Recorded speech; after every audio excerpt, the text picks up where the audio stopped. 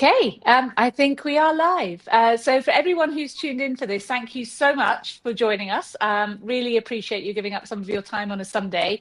I've asked our guest judges for this year for the Remembering Giraffes competition to join us because I just thought it might be helpful with a week to go before the competition closes, which is next Sunday, to get their insights into what makes a great picture and what they're looking for when they're judging. But before we do that, I'll just hand you over, first of all, to Daryl, perhaps first to introduce himself and tell us who he is and how he goes about photographing giraffes. Wow. Thank you, Margot. And great to be on the show and great to be involved with Remembering Wildlife book again. This is what now heading up to number 11, right? Yeah, it is. Yeah. Fantastic. Yeah, so I've been a wildlife photographer continuously now since 1986. So I think that makes it 40 years this year.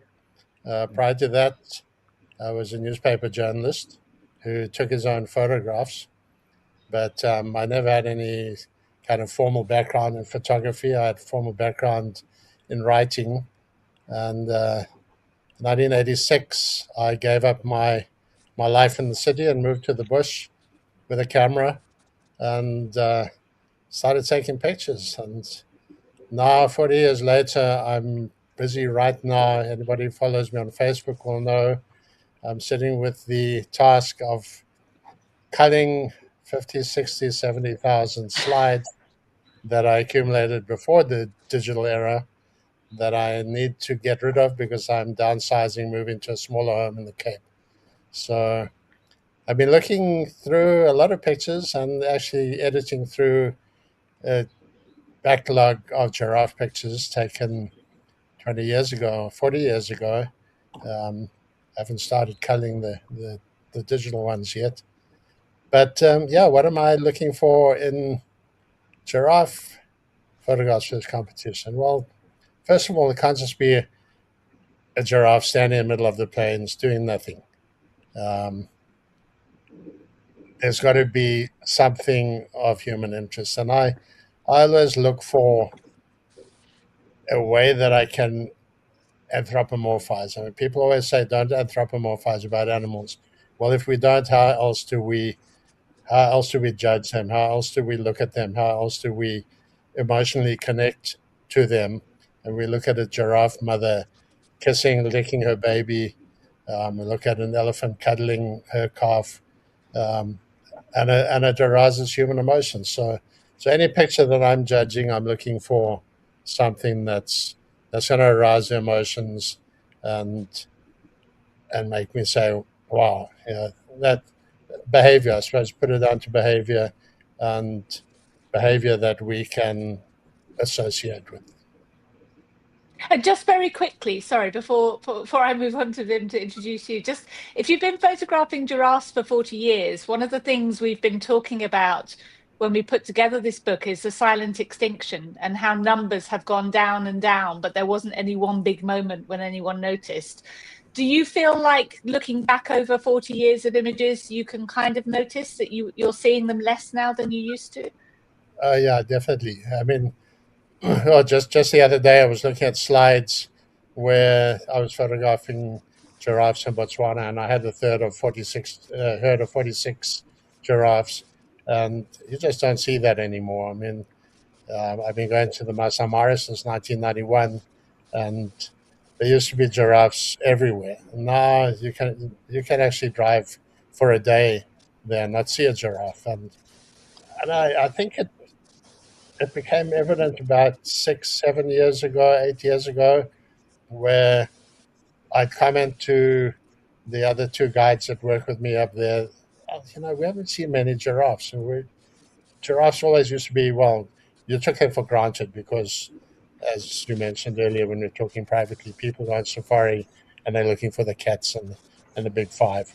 So people tend to ignore giraffes until we get a competition like this. And uh, I think the last 7 years, 8 years perhaps, it's become very noticeable that there are not nearly as many giraffes around as there used to be. Yeah, that's it's Yeah, I think it's an important thing to highlight. So obviously that's why we're doing the book this year. So thanks, Daryl. So Vim, I'll introduce you briefly because I know you'd be too shy to say, but the current reigning wildlife photographer of the year. So thank you so much for coming on board as a judge for us this year. So please, yeah, introduce yourself. Yeah, so thank you very much, Margot. My name is Vim van der Neefe, and definitely I would not have said that I'm the wildlife photographer of the year, but in any case, it was a stroke of very good fortune and certainly very unexpected that I did win. But apart from that, being part of this initiative is a huge honor, and thank you very much for inviting me on board. I know that you and Daryl have had a long history, and it's nice to be part of the team this year. You know, I look up to everything that you guys have done in the past, and it's been absolutely wonderful, and certainly very tangible results that you guys have achieved in the field, and you know, you've done a lot for wildlife. So being part of this initiative is a huge honor for me. So my history is a lot shorter than yours, Daryl. You know, obviously, 40 years ago, I was still quite young, you know. And so my inroads into the wildlife photography basically only started in 2005.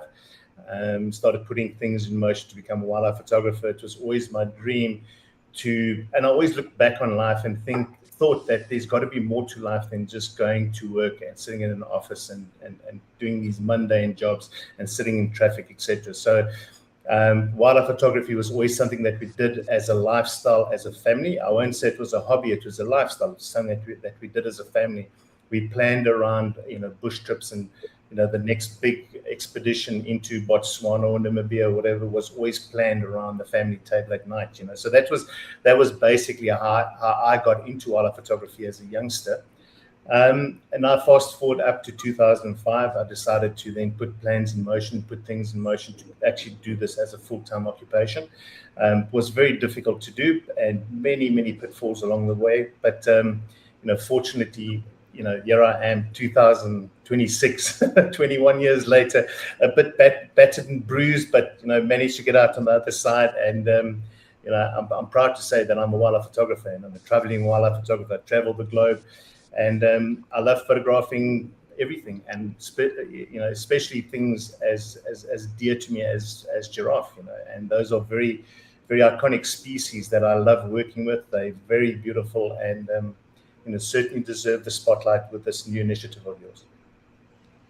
Thank you. Okay, so what I've done is I've actually pulled out a selection of images from each of you guys that we can just actually flick through, and you can talk me through a bit about what you were thinking when you took the pictures. Because I think one of the interesting things to me is there are so many ways to photograph giraffes as this kind of small selection I've pulled out. So whether it's detail or landscape or everything in between, and maybe sometimes people don't really know how to go about it. So I'm hoping this will be a bit inspirational. And by the way, guys, if you want to leave comments, you can just type them into Facebook. I should be able to see them, and we can answer any questions that come up, hopefully. So let me just add this. So actually, I've started in the wrong way. So I'm going to go back to the beginning. Sorry, because we flicked through them. Okay, so this image is from Daryl. So yeah, Daryl, tell us about this image, where it was, what was going through your mind when you took it, maybe what kind of lens you had as well, if you can remember. Okay, yeah, that picture had particular significance to me because way back in 1993, I was in Kilimanjaro, I was in Amboseli, I was in Kenya, and traveling around Africa everywhere, working on a book on elephants. And we were in Amboseli, in fact, just outside of Amboseli, and early one morning, it's not this image, it's a different image, but early one morning, beautiful golden light, about 7 a.m., the mountain was the cleanest I've ever seen it. You could see every ridge, every gully, and we came around the corner. My wife and I were driving ourselves around, and there were two giraffes standing with Kilimanjaro behind them. And I kind of cursed because we were photographing elephants, and why wasn't this elephants with two damn giraffes standing there? I took about 5 or 6 frames. It was all film back in those days, so you couldn't shoot 500 pictures and delete the 490 worst ones after. So every time we went click, it cost you money, as anybody who shot film will remember. So I took a few pictures and we moved on because it was an elephant and we'd do a book on elephants. Anyway, that picture went on to become my best-selling picture ever. Getty sold it to a single sale worldwide, exclusive rights for $200,000. And Oh my gosh. what made it what made it particularly stand out was that people didn't photograph giraffes in front of Mount Kilimanjaro. Everybody went to Amboseli and places, and everybody wanted to photograph elephants. And back then there were still rhinos around, so there were hundreds of pictures of elephants with Kilimanjaro. There were hundreds of pictures of rhinos and lions. And there were no pictures of giraffes. And the buyer was IMAX. The Houston Museum of Natural Sciences had done an IMAX movie on Kilimanjaro, and they were looking for a promotional image that placed Kilimanjaro in Africa. And of course, elephants, rhinos, lions all occur elsewhere in the world, Asia in particular. And the giraffe is a uniquely African animal. They don't occur anywhere else. So a beautiful picture of two giraffes standing basically in the same kind of shape as Kilimanjaro, just placed the mountain in Africa. And they use it on their promotional material worldwide for 2 years on posters, banners, tickets, the whole lot. So when I saw this little herd of family of giraffes walking across in front of Kilimanjaro, it was just, it was something sentimental. I don't think this image itself is special other than the fact that, you don't often see 5, 6, 7 giraffes walking in front of Kilimanjaro on a clear day like that. So, that's why I'm looking for pictures that are slightly different. Yeah, and I think, the light is beautiful. The mountain is clear. The light is beautiful. That tree kind of frames it. So yeah, I think it's just it's a sense of place with that, which makes it very special, as you say, that African theme. Exactly, a sense of place. Yeah. Okay. So actually, so we're not. I'm going to try and just jump around a bit so that you each get to speak after each other. So let me just go on to this one now. So Wim, tell us about this image and how you went about it, because obviously there's some camera trickery going on to achieve this. All right. So basically, this is a high key approach. So I've purposely photographed this picture into the light, trying to get an even exposure on the giraffe by photographing into the light and then taking a light meter reading off the actual subjects. And that automatically means that they are in the shade and several stops darker or lighter. The background is several stops lighter than the actual subject. So that gives you a nice high key approach. Now, why high key? I'm actually at this point almost doing more fine art photography. I sell way more prints than I actually do photographic safaris or take people out, etc. I'd like to think that I've established myself more and more into the art market and starting to sell these pictures. So people are actually looking at these type of images to put them up as wall art. You'll go into lodges, for instance, and you'll find this type of image hanging on the wall, etc. So I know it sort of bucks the system for a lot of wildlife photographers and people that are strictly traditional. You've got to have perfect exposure in the background and on the subject, etc. This is something that's completely different. It's more artistic and it's offered more towards the person that's looking as a piece of decorative art in an environment that suits this sort of picture. Why I like this picture as much as I did was obviously because it shows the affection. It shows that what Daryl was talking about. You show that human interaction almost. You can almost relate to it as a human being, and you can see the tender moments between the various subject matters, and it tells a beautiful story accordingly. So this is one of those moments that sort of stood out for me as a very tender, good moment. And obviously with the high key approach, it just sort of flowed really nicely. So I enjoyed it. It's done very well for me as one of my wildlife art images. I'm proud for this picture to be part of the Remembering Wildlife series now. Yeah, no, I mean, it's beautiful and it's just very different. And I think it really, you just think back from the first image to this, you're already getting a sense of there's many different ways to photograph giraffes and be creative. So, okay, let me go back to Daryl's next shot. So, Daryl, I think this plays a little bit to what you were talking about before about some of what you're looking for in images. Yeah, mothers and babies. Who doesn't love a mother and a baby? Who doesn't see a mom with a newborn and say, "Oh, cute," and go and have a closer look? And yeah, I come from a stock photography background. I sold a lot of stock for many years, and the best-selling images in in the stock world were typically mothers and babies. Everybody who goes on safari wants to see a kill. Well, forget about picking up your photograph and shooting an animal chewing another one to bits, because those just don't sell. Nobody's going to hang that picture on their wall. Nobody's going to sell their product. But mothers and babies, and in the marketing world, women are the shoppers. Women do the buying. Women are motivated to buy things, and they first of all are attracted to mothers and babies, and obviously fathers are as well. So yeah, whenever I see any species of animal, giraffes, elephants, buffalo, even lions, with mothers and babies, mothers and calves, um, it's always something that gets me picking up my camera and just looking for those intimate moments. And Yeah, me too.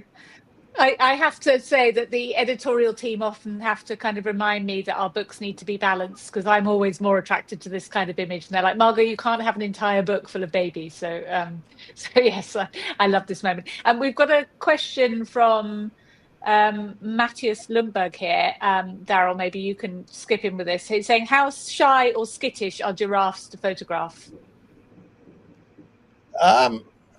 I guess it really depends on where you're photographing them, but giraffes are pretty relaxed. In fact, they're often very curious. So no, I wouldn't say they're skittish or shy. There's nothing difficult about photographing them, particularly in reserves and national parks around Africa. Giraffes, unless you go too close to them, um, are going to carry on doing what they do. Um, yeah, they might move a bit closer and have a look. Yeah, as I say, they are very curious animals, and they'll often stand chewing the cud and just gazing at you. Not that that makes a great picture, because that's just aesthetic Yeah, image of a but giraffe standing in the open.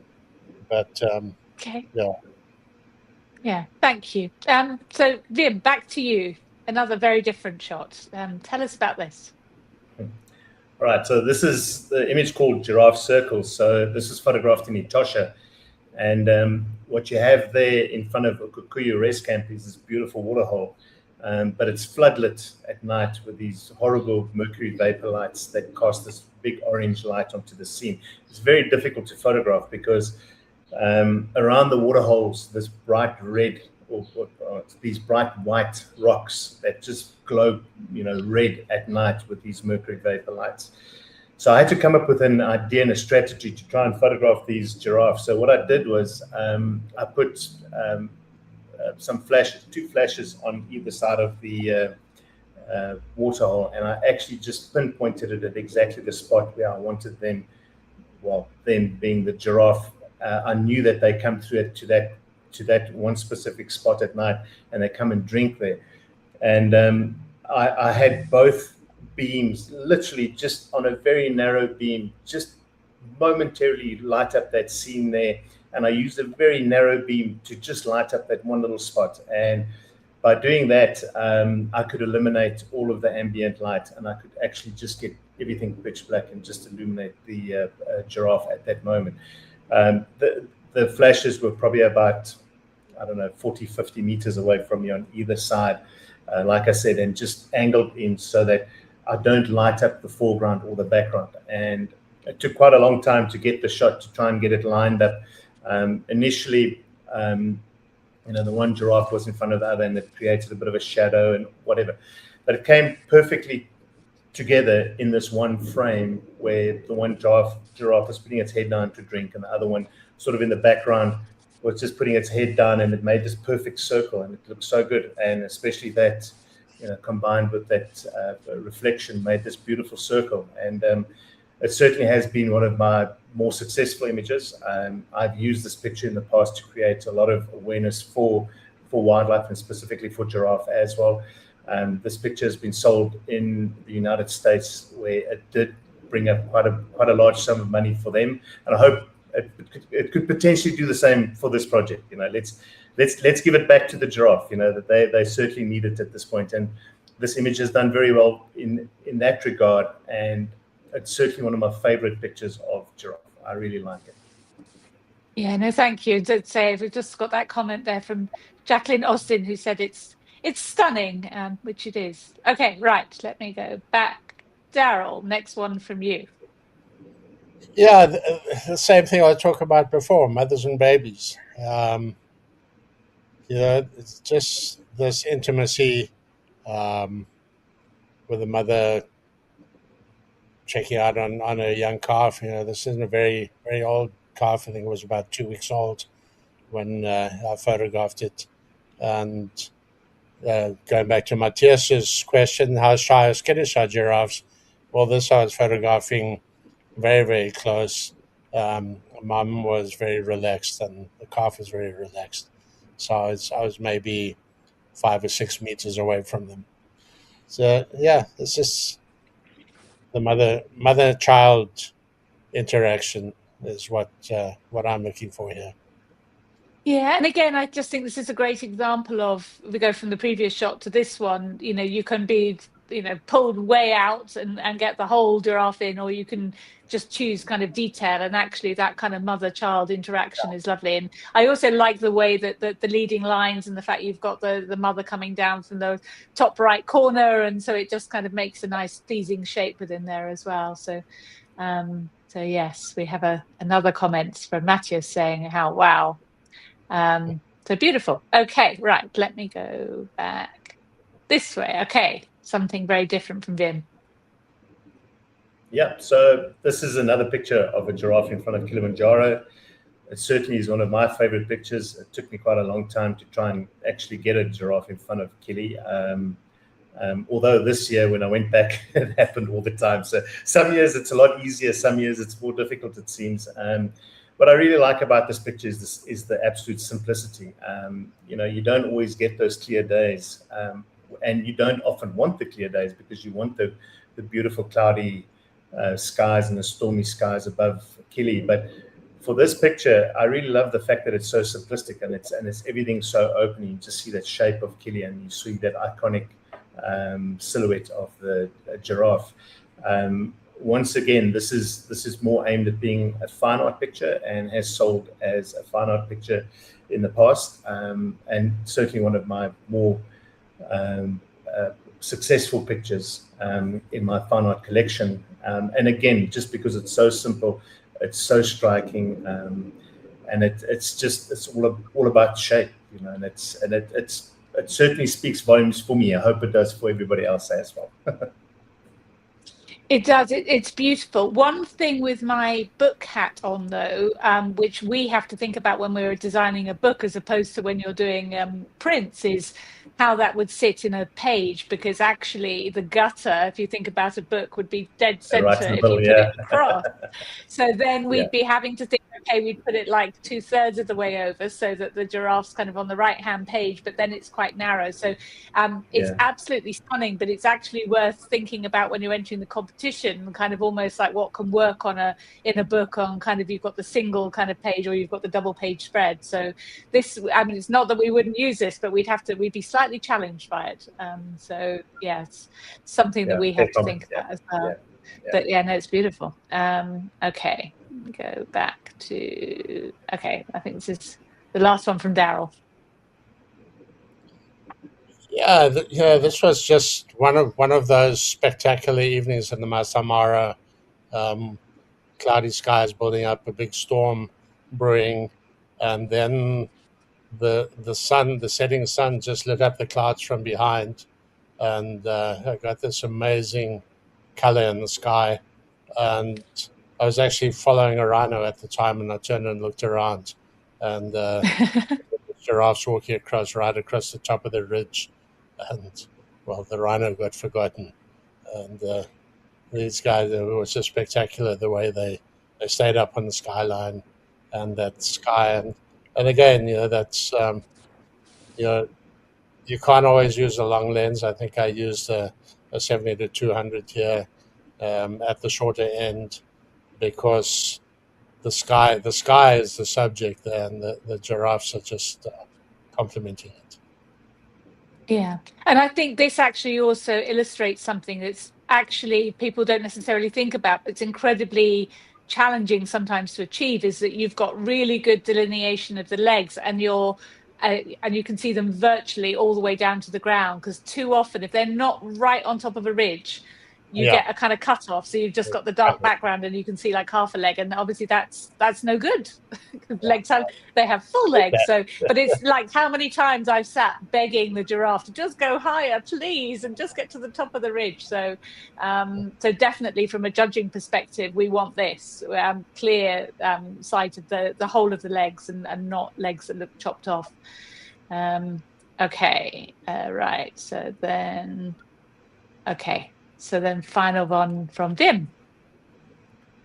All right, so this is in the Masai Mara.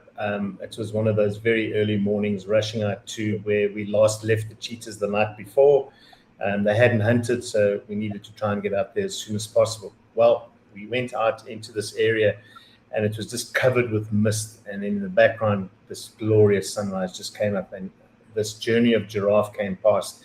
Unfortunately, I couldn't get them, in a position where the actual composition would work with several members. They were always, standing in front of each other or whatever. But this lone guy, this lone bull, came around the back, and he was last. He was the lazy guy for the morning, but he just lined up so beautifully, and the colors were so lovely. And I think it's almost more one of those pictures that you had to be there. I look back on the picture and it's like really beautiful, and it brings back that beautiful calm morning out in the Masai Mara. I don't think it's as good for other people that weren't there. I mean, I hope people enjoy it, but it certainly brings back a lot of memories for me, and I just love the peaceful, calm tones of that brings home the beauty of Africa and the animal in Africa as well. So it tells a lovely story of how beautiful these animals are and the environment that you find them in. Yeah, no, it's certainly it's just a beautiful scene, and it's very evocative. So yeah, I think again that would be a worthy entry for the book. Okay, so let me go back to just all of us then. So thank you guys.